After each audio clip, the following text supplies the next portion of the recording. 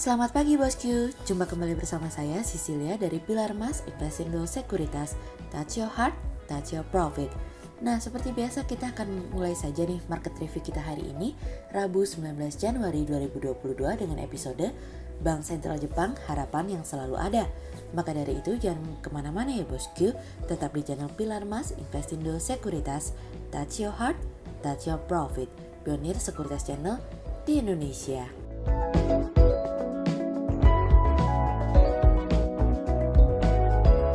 Seperti biasa kita akan mulai dari Global Economics Calendar. Ada berita dari US Empire Manufacturing yang turun dari sebelumnya 31,9 menjadi minus 0,7. Kemudian ada dari US Net Long Term TIC Flows yang naik dari sebelumnya 7,1 bilion dolar menjadi 137,4 bilion dolar. Kemudian ada dari US Total Net TIC Flows yang naik dari sebelumnya 139,3 bilion dolar menjadi 223,9 bilion dolar. Kemudian kita beralih ke corporate news. Ada berita dari PT WH Transportasi Indonesia Tbk atau WEHA yang menargetkan pertumbuhan revenue sebanyak 50% di tahun 2022 dari kontan.go.id. Kemudian ada dari PT AKR Corporindo Tbk atau AKRA yang targetkan pertumbuhan pendapatan hingga 25% di tahun ini dari kontan.go.id.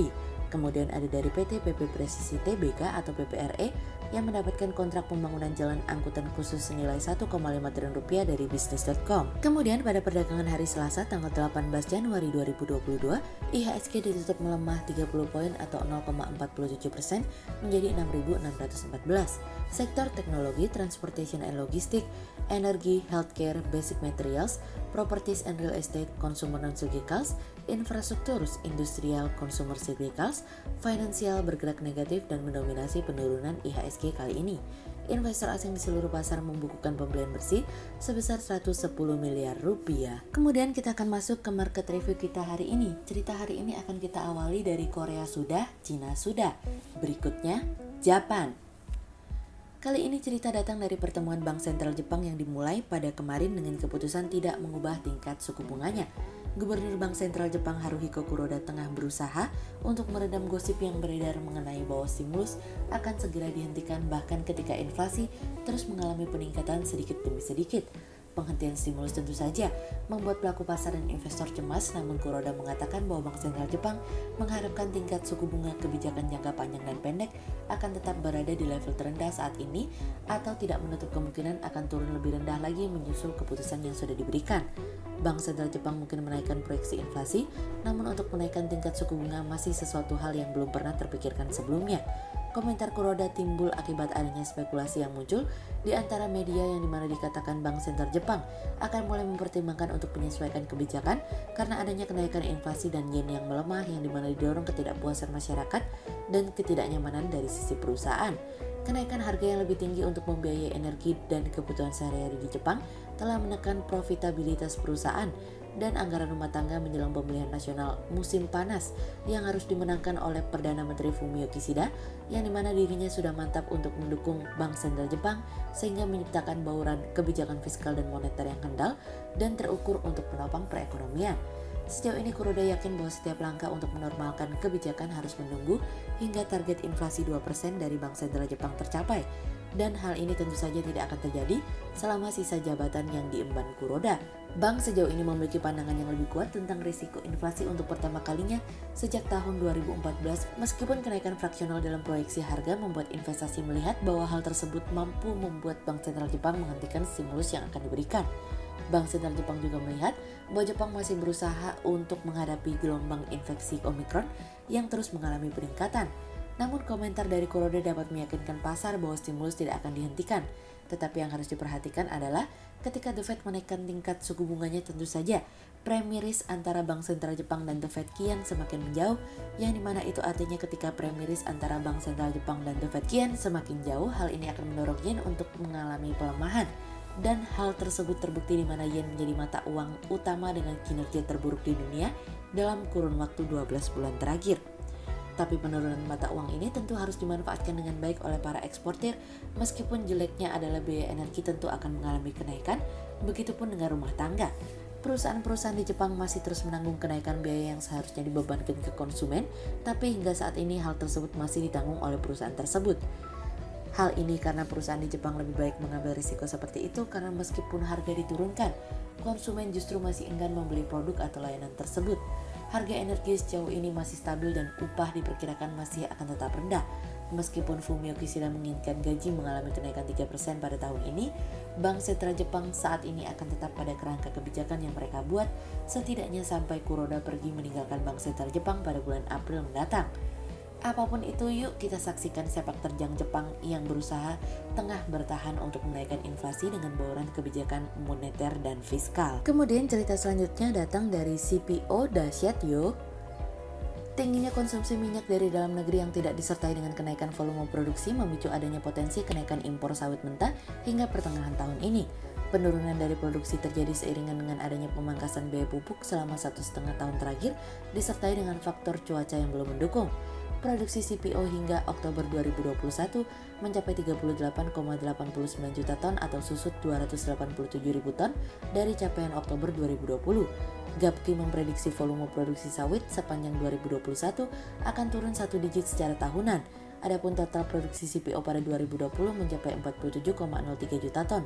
Selain itu, industri pengolahan CPO domestik akan mendapat tambahan bahan baku dari sebagian alokasi ekspor pada tahun ini. India diproyeksikan akan mengurangi konsumsi CPO pada 2022 lantaran harga minyak nabati dari jenis lainnya juga tinggi. Pelaku industri India diproyeksikan juga akan menambah konsumsi minyak kedelai pada 2022.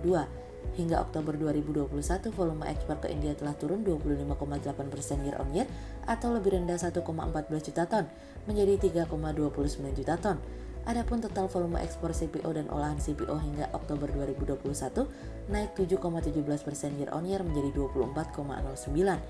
Utilisasi industri pengolah CPO domestik diproyeksikan akan mencapai level 90% akibat pengalihan dari ekspor ke India. Pada saat yang sama, kebutuhan industri pengolah dalam negeri akan naik dari posisi 2021 sebanyak 49 juta ton. Saat ini kapasitas terpasang industri pengolah CPO adalah sekitar 55 juta ton. Walau demikian, kami melihat industri pengolah CPO akan menahan investasi penambahan kapasitas terpasang, sehingga kami memperkirakan harga CPO akan bergerak naik tahun ini seiring dengan adanya dua faktor. Pertama, tercapainya target produksi CPO pada semester 1 2022 ditambah permintaan pasar global yang membaik. Kedua, kinerja produksi dan menanjaknya harga minyak kedelai di Amerika Selatan juga akan berdampak pada pertumbuhan harga sawit. Sehingga berdasarkan technical analisa, kami melihat saat ini IHSG memiliki peluang bergerak melemah terbatas dan ditradingkan pada level 6.530 hingga 6.660. Inflasi dan tingkat suku bunga The Fed serta kenaikan imbal hasil US Treasury masih akan membuat pelaku pasar dan investor berspekulasi. Tingginya volatilitas mungkin akan membuat IHSG kian menarik. Berikut stock watch pilar emas hari ini ya bosku. Yang pertama ada dari MAPI, kemudian yang kedua ada dari Cepin, dan yang ketiga ada dari BBRI. Berikut dua saham yang kami analisa hari ini ya bosku. Yang pertama ada dari PTPP atau PT PP Persero Tbk yang menargetkan perolehan kontrak baru senilai 31 triliun rupiah pada 2022. Target tersebut naik sebesar 45% dari realisasi nilai kontrak di tahun lalu. Hal ini tentunya memberikan optimis manajemen untuk memperoleh target kontrak baru di tahun ini. Optimis tersebut tidak terlepas kondisi membaiknya penanganan COVID-19 dan program lanjutan vaksinasi dan juga pemberian vaksin booster. Tentunya ini akan memberikan dampak positif sehingga mendorong aktivitas ekonomi kembali pulih. Sehingga berdasarkan technical analisa dalam tren pada jangka waktu short term berpotensi untuk bearish dengan target 820 dan tingkat probabilitas sebesar 73%, sementara dalam jangka waktu long term berpotensi untuk bearish dengan target 600 dan tingkat probabilitas sebesar 80%. Kemudian yang kedua ada dari Akra atau PT AKR Corporindo Tbk yang menargetkan pertumbuhan pendapatan hingga 25% di tahun ini. Target tersebut tentunya sejalan dengan proses akselerasi ekonomi. Tentunya ini akan memberikan positif bagi perusahaan, dan membaiknya ekonomi dari tahun lalu ini akan mendorong permintaan bahan baku dan energi.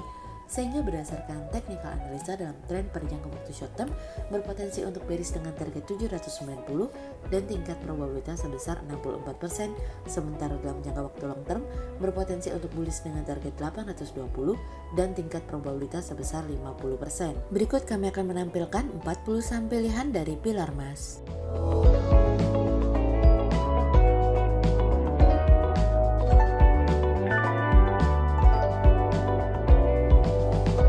Sekian untuk review market kita kali ini ya bosku. Untuk info lebih lengkapnya bosku bisa download PDF dengan klik link di bawah video ini atau bisa juga langsung akses ke website kami di www.pilarmas-investindo.co.id.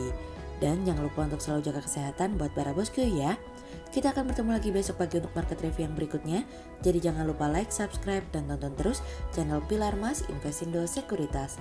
Touch your heart, touch your profit. Pionir Sekuritas Channel di Indonesia.